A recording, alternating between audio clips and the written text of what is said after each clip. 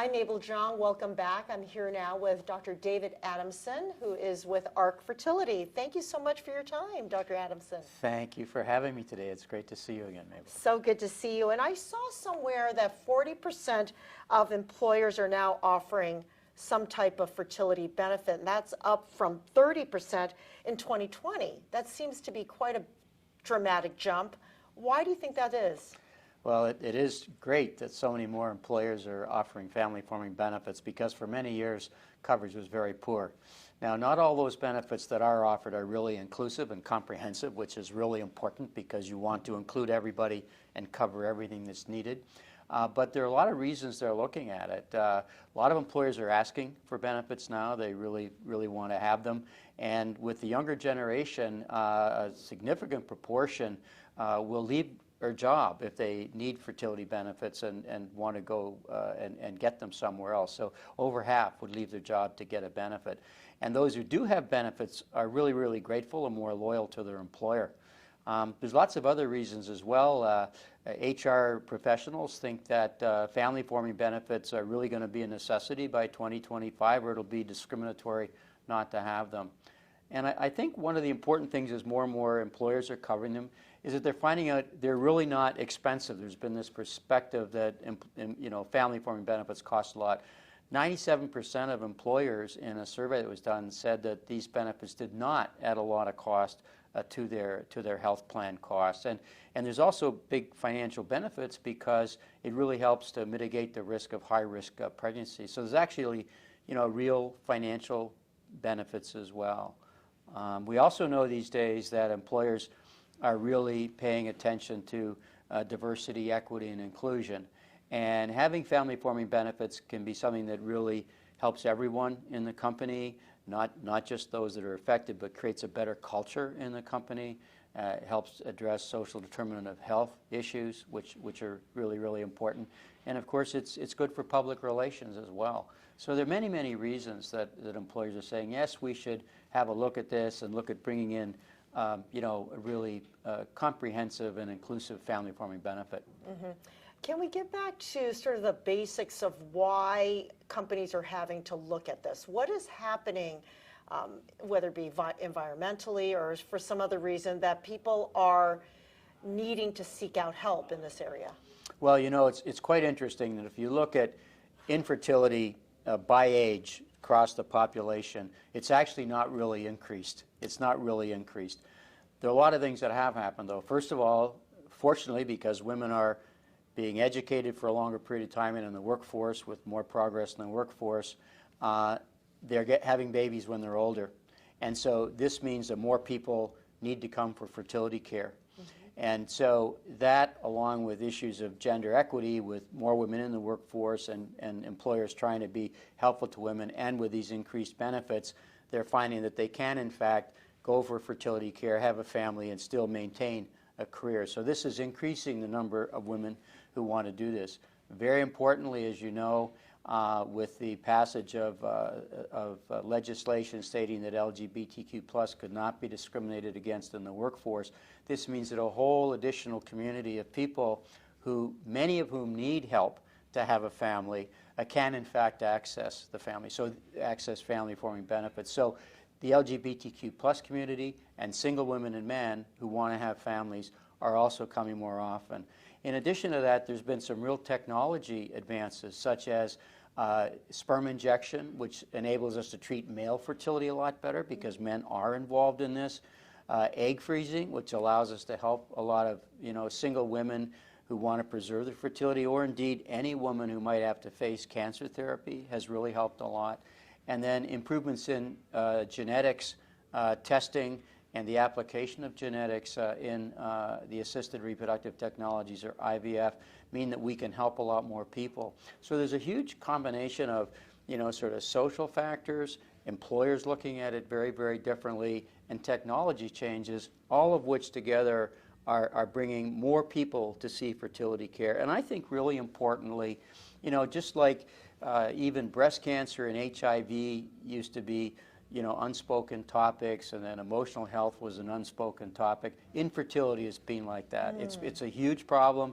It affects at least 1 in 8 people. Recent study from WHO says 1 in 6 people are affected by this in their lifetime. It is now a topic that people can talk about. And I think maybe the pandemic, the new generation looking at different work-life balance, the focus around talent retention and recruitment, and the importance of really making a workplace that's conducive to people's personal lives, have all meant that there's these many forces making family forming important for everyone, including those who have difficulty starting their family. Fantastic. So what are the features that both employees and employers should keep in mind when they're looking at family forming benefits? That's a great question, because there are a lot of benefits that have been out there. Historically, fertility benefits sort of stopped at the time of diagnosis, which really didn't help much because most of the cost would come with treatment. And then treatments did come in with a lot of the conventional plans, but they were very, very limited. Had to be a heterosexual couple, had to meet certain criteria or what have you. So there are a number of features that are really important. The first one is to have high quality care. And as we're hearing here, high value care is critical. And to get high value care, you need high quality. That requires, first of all, really good doctors who know what they're doing. I mean, you can't get around the fact that you have to have an experienced, qualified provider, or you're not going to get good care. The second aspect of it is that you need to provide evidence-based medicine. We've just heard today, and it's nobody's surprise, that 25% of the healthcare dollars in this country are wasted, $1 trillion. And a lot of waste goes into the fact that some services are provided that are not needed, or even needed services are provided too often, or services that are provided are not provided with high quality or in the appropriate way by the provider or however it's done. And so we need to get rid of this waste by having evidence-based care by top quality doctors. On top of that, we really need to provide a good employee-patient experience. And that's because our healthcare system's so complicated. So everyone needs to be met where they're at. 70% of incoming information today is on a cell phone. So it's really important for the quality to have a very sophisticated digital program with apps that are interactive, that engage people, are personalized for that individual.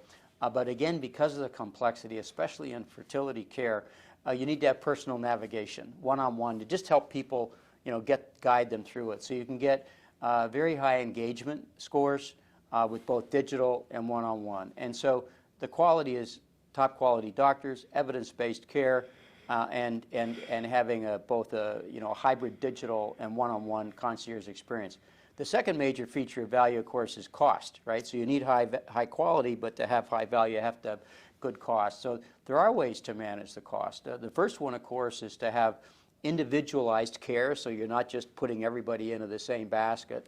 And when you can do that with packages of care that are evidence-based, you do what's right for that person, and you avoid the waste, which is so common. This cuts the cost down a lot, very significantly. And then you can get some discounts from doctors, but we know that with all the challenges and personnel in the healthcare space, we have to pay providers fairly, or else they're not going to be there to do the work. So you want to get discounts, but there has to be fair compensation, and it has to be value-based. The doctors have to have, some skin in the game, and the providers. So it's important to have, that kind of cost structure, a benefit design, if you will, that really matters. It's very important to get everybody in the top of the funnel, and so you want very, very low access fees to get people involved. And then a lot of employers these days are saying, we don't want to pay for care that we don't receive. So if you can have a program that only pays when care is received, it really helps a lot. So not necessarily a PEPM model, but one where when the care is received, we're going to pay for it. And then a third aspect, besides quality and cost, which is the high value aspect, is that every company is different. All over, we have a very diverse country with diverse companies, diverse patients and populations. So flexibility really matters. As I mentioned earlier, that means you really need something that's inclusive and comprehensive.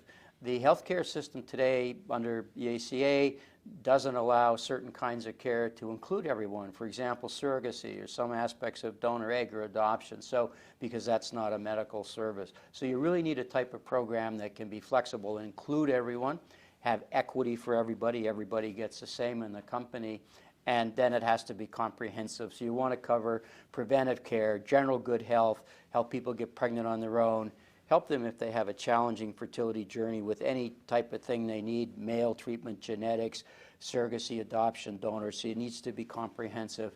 And then really on top of that, you want to have options. So employers need options. Do they want to have a pharmacy plan that's in their program with their own PBM or something that's a standalone? Do you want to have something that can really cover all aspects of adult reproduction, like pregnancy counseling and genetics counseling, return to work programs, lactation programs. So you'd want to have a program that can provide everything that that particular company needs, and you really like to have programs where, from a budget point of view, each employer can decide how much can I afford to put into this, and maybe have some cost sharing with the employee, but a reasonable cost sharing that makes it more affordable for the employer because they can choose how much they can pay, and more affordable for the employee because they know the employer is putting some funds in. So this is a conversation around flexibility, what's going to work best for that employee in that situation, bring financial solutions to the table. So I really believe that high value, which means high quality at a lower cost, and flexibility to meet everyone's needs are the keys to bringing in successful, not only family-forming benefits, but all the types of health care benefits that we know that our population needs. Well, this message seems very, very important to a wide number of people. Why bring it to thINCc360 to spread the message? Who are you meeting here or speaking with that is especially advantageous to the message? This is a wonderful meeting at thINCc360 because you really do have innovative thinkers. There are a lot of people who are trying to change our $4 trillion healthcare system, which is way above the most expensive in the world, and yet we do not have the best health outcomes. And so I think many people here believe that we have to change the model. The model does need to be changed towards high value, needs to be changed towards everyone in the system having a motivation to do the right thing. So having a reward to good providers for doing the right thing, have incentives to have predictable costs, know that you're providing the best care, being flexible for different situations, I think are features that are being discussed here by people. And not only just discussed, but the presenters are people who have actually implemented these in hospitals and in health systems. And they're dealing with the real challenges and bringing real solutions. And so I find it very stimulating to talk with those people, because certainly our vision, mission, and goals is to bring increased access of really high quality care to people, and that's going to require higher quality, lower cost, and flexibility and innovation, and that's what thINCc360 is all about. Terrific. Dr. Adamson, thank you so much for your time today. Well, thank you so much, Mabel. Great to see you. Great to see you.